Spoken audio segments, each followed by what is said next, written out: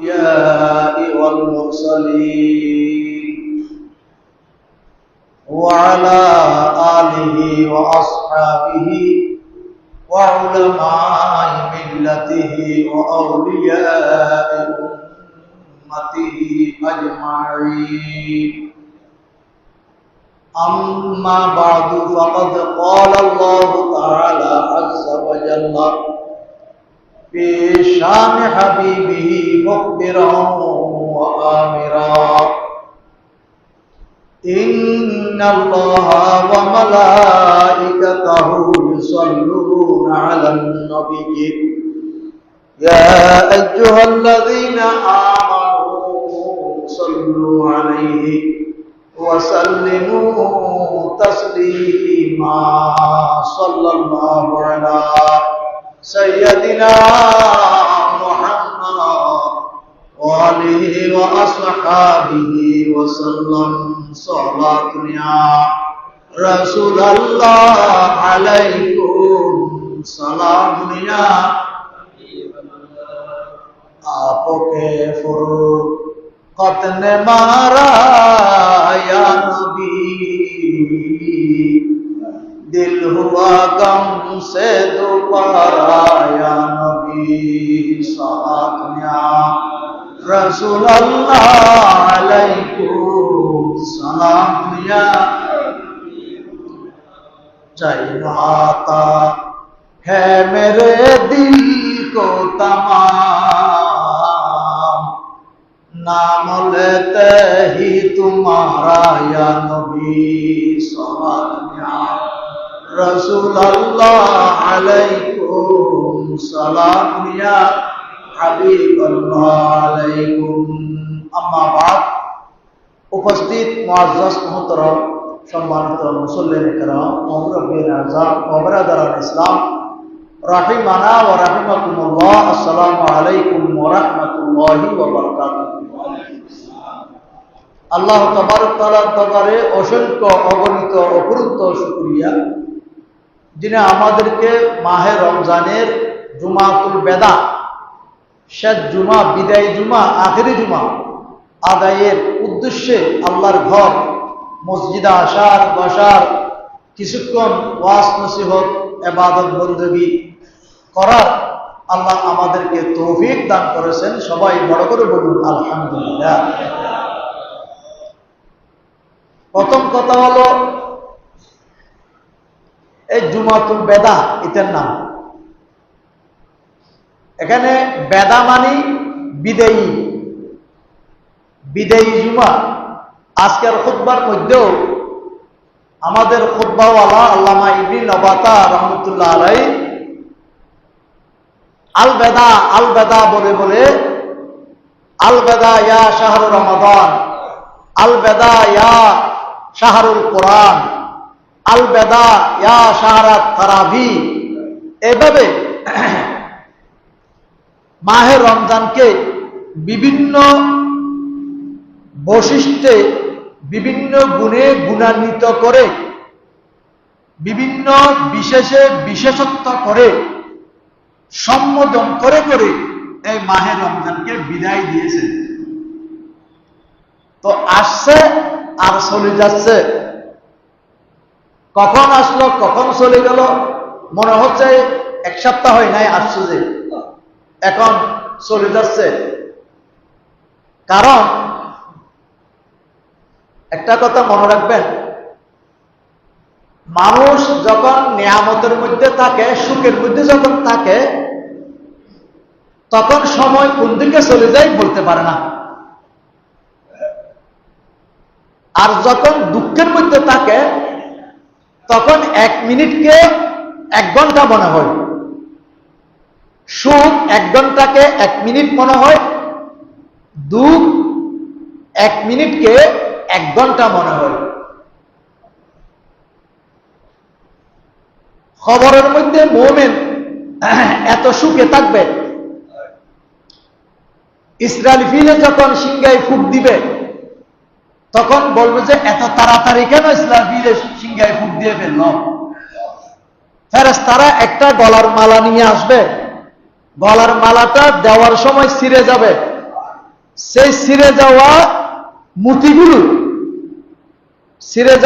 মুতিগুলো সুতার মধ্যে গেঁথে গেঁথে শেষ করার আগেই কিয়ামত হয়ে যাবে।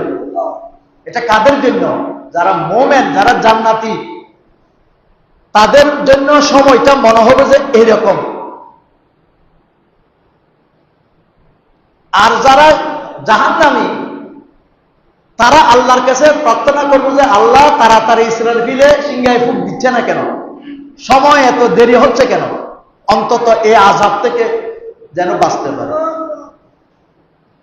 তো যারা রোজাদার, যারা সত্যিকারের হালাল রুজি রিজিক দিয়ে সেহরি খেয়েছেন, ইফতারি করেছেন, দান খয়রাত করেছেন, কোরআন তেলাওয়াত করেছেন, তাসবিহ তাহলিল করেছেন, তারাবির নামাজ আদায় করেছেন, কিয়ামুল লাইল আদায় করেছেন, তাদের জন্য যেহেতু রমজানটা নিয়ামত, এই রমজানটা চলে যাওয়ার সময় মনে হবে যে খুব তাড়াতাড়ি চলে যাচ্ছে, আরো বেশি দিন কেন রমজান হলো না, এটা আকাঙ্ক্ষা করবে। নিয়ামতের মধ্যে থাকলে সময় লম্বাকে সংক্ষেপ হয়ে যায়, লম্বা সময় সংক্ষেপ হয়ে যায়। দ্বিতীয়ত, যারা রোজা রাখে নাই, রোজার যথাযথ হক আদায় করে নাই, রমজানের তাজিম তাহারিম করে নাই, তাদের জন্য এই রোজাটা একটা আযাব হিসেবে দেখা দিবে।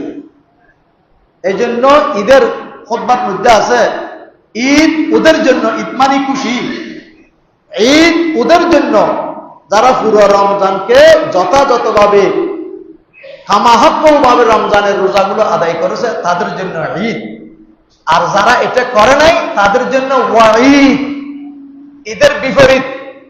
ঈদ মানে খুশি, আনন্দ, ওয়াঈদ মানে দুঃখ, দুর্দশা, বদনসিব ওদের জন্য। তো সেজন্য আজকে এই বিদায়, আপনজনকে বিদায় দেওয়াটা বড় কষ্টের। ছেড়ে যখন বিদেশে চলে যায়, অথচ বিদেশে যাচ্ছে যে টাকা রোজগার করার জন্য, কোনো কষ্ট করার জন্য নয় বা দুঃখে থাকার জন্য নয়, আনন্দে টাকা 10 লাখ টাকা খরচ করে বিদেশে পাঠাচ্ছে, কিন্তু যাওয়ার সময় মা বাবা কান্নায় ভেঙে পড়ে। কারণ যেই জন্য যাক, কিন্তু নিজের আপনজনকে যখন বিদায় দিতে হয়, তখন মানুষ কান্না ধরে রাখতে পারে না। আজকে মুমিনদের জন্য, রোজাদারদের জন্য কান্নার দিন, বিদায়ের দিন। রমজানকে, জুমাকে আমরা বিদায় দিচ্ছি। আজকে জুমাতুল বেদা, শেষ জুমা। আর রমজান শরীফের মধ্যে আমরা আর জুমা পাবো না, এটা আমাদের রমজানের আখেরি জুমা।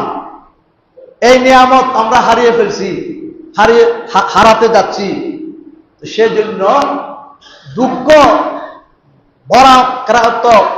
ভারাক্রান্ত মন নিয়ে আজকের খুতবাওয়ালা আজকের জুমাকে বিদায় দিচ্ছে।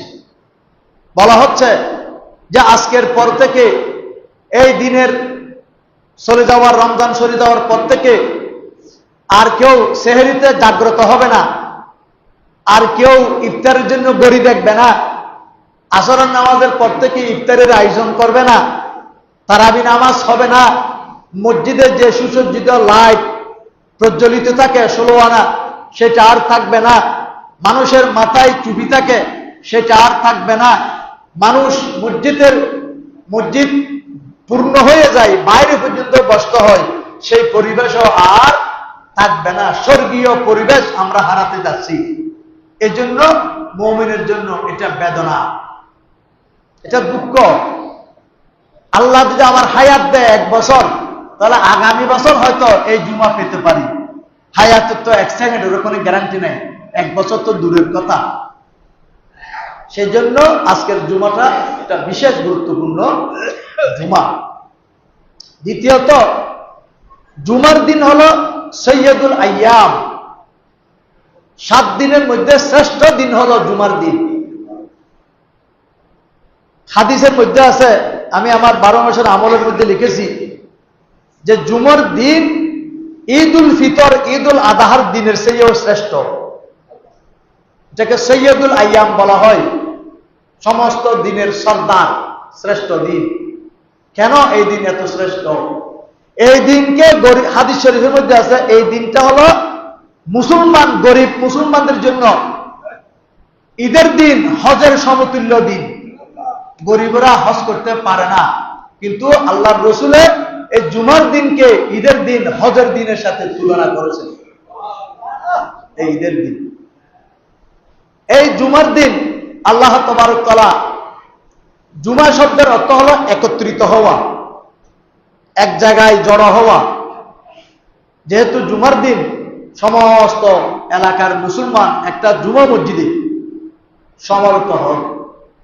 এই জুমার নামাজ একাকী পড়া যাবে না। আপনি জোহরের নামাজ, আসরের নামাজ একাকী যেখানে ইচ্ছে সেখানে পড়তে পারবেন। জুমার নামাজ একাকীও পড়া যাবে না, এবং জমাত ছাড়া, জুমা মসজিদ ছাড়া অন্য জায়গায়ও পড়া যাবে না। তাই জুমার দিন সমস্ত মুসলমান একত্রিত হয়, এই জন্য এটাকে জুমা বলা হয়। অথবা জুমার দিন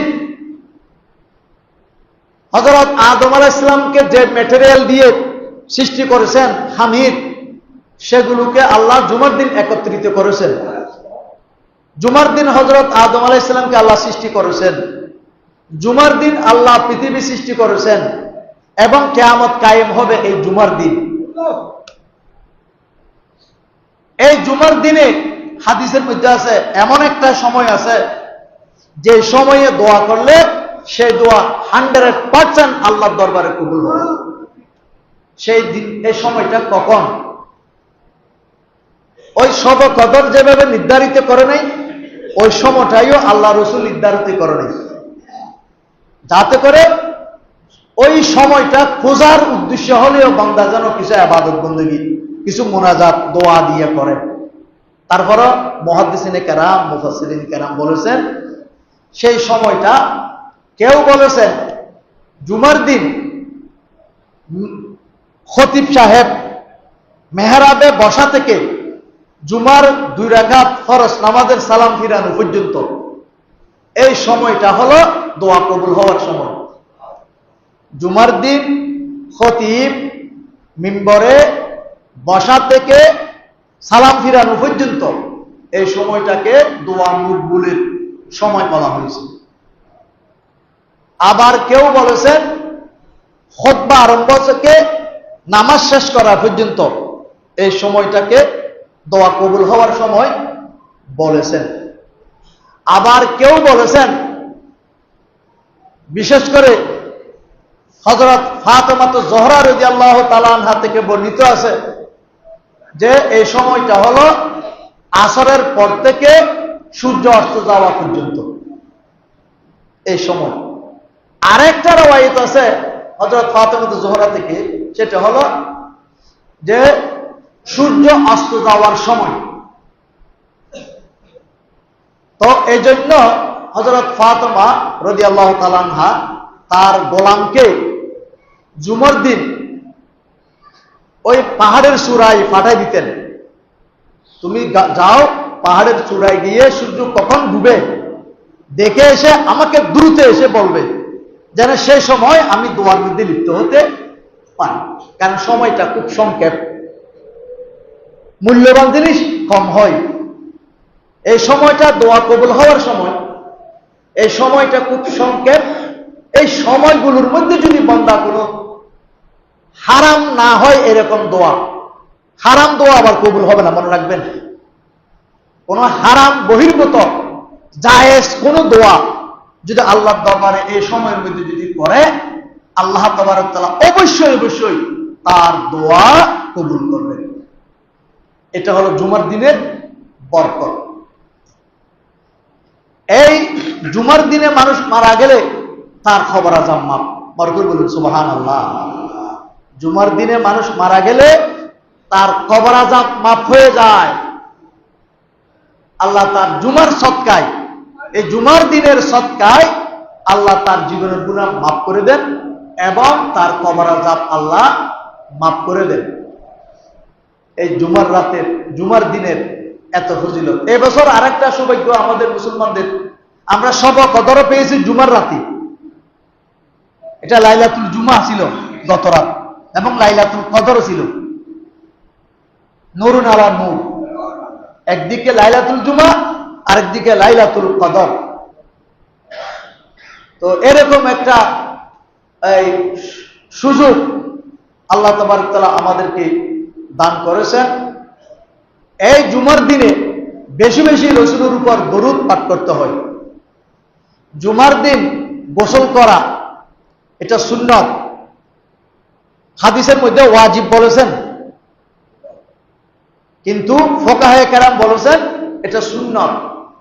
জুমার দিন গোসল করা, আতর লাগানো, তেল লাগানো, সুরমা লাগানো, নতুন জামা থাকলে পরিধান করা, নতুন না থাকলে পরিষ্কার পরিচ্ছন্ন কাপড় পোশাক পরিধান করে মসজিদে আসা।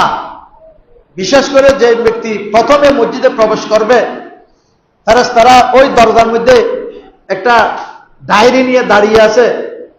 যে ব্যক্তি প্রথমে মসজিদে প্রবেশ করবে, ফেরেশতা তার জন্য একটা ওট সদকা করলে যে সওয়াব পাওয়া যায়, তার আমলনামার মধ্যে সেই সওয়াব লিপিবদ্ধ করেন। এরপরে যে আসবেন, তাকে একটা গরু জবাই করে সদকা করলে যে সওয়াব পাওয়া যায়। এরপরে যে আসবে, একটা বকরি জবাই করে সদকা করলে যে সওয়াব পাওয়া যায়। এরকম করতে করতে করতে একেবারে একটা ডিমের কথা পর্যন্ত আছে, আন্ডা, একটা ডিম সদকা করলে যে সওয়াব পাওয়া যায়।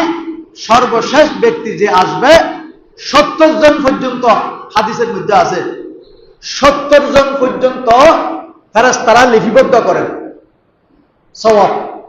70 জনের পরে ফেরেশতারা ডায়েরি বন্ধ করে দেয়, আমলনামা বন্ধ করে ফেলে।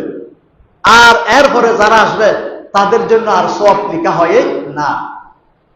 তা এই জুমার দিনের এই সওয়াব পাওয়ার জন্য কয়জনের ক্ষমতা আছে একটা উট জবাই করে সদকা করার? কয়জনের ক্ষমতা আছে একটা গরু জবাই করে সদকা করার?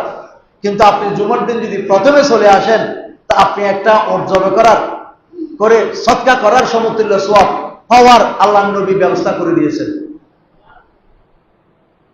আমাদের জন্য সুযোগ আছে, আমরা সুযোগ গ্রহণ করছি।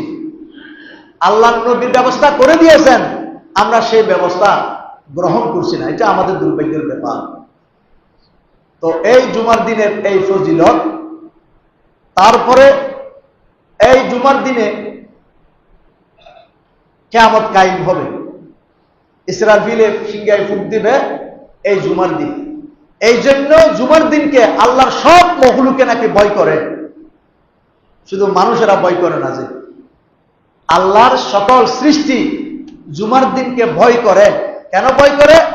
আজকে কোনো কিয়ামত হয়ে যাবে কিনা, ইসরাফিল আলাইহিস সালামে কোনো আজকে সিংহায় ফুঁক দিয়ে দেবে কিনা, এই ভয়ে আল্লাহর সমগ্র সৃষ্টি জগৎ ভয়ে কাতর হয়ে থাকে।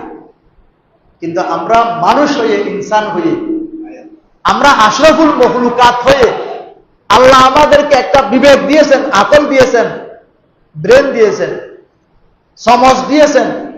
এত সত্ত্বেও আমরা এই দিনের মধ্যে নির্ভীক থাকি, আল্লাহকে ভয় করি না, পরকালকে ভয় করি না, সকাল সকালে একটু মসজিদে আসি না। জুমার দিনে যে গুরুত্ব, সেই গুরুত্বটা আমরা বুঝি না।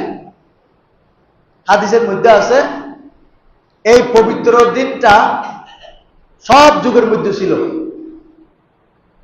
কিন্তু ইহুদিরা, মনে রাখবেন, ইহুদিরা তারা ভুল করে জুমার দিনকে না নিয়ে তারা পবিত্র দিন বানিয়েছিল রবিবারকে, শনিবারকে। ইহুদিদের পবিত্র দিন ছিল শনিবারে। তারা শনিবারে মাছ ধরত না, শিকার করত না, কোনো কাজকর্ম করত না। আর নাসারারা মানে খ্রিস্টানেরা পবিত্র দিন বানিয়েছে রবিবারকে।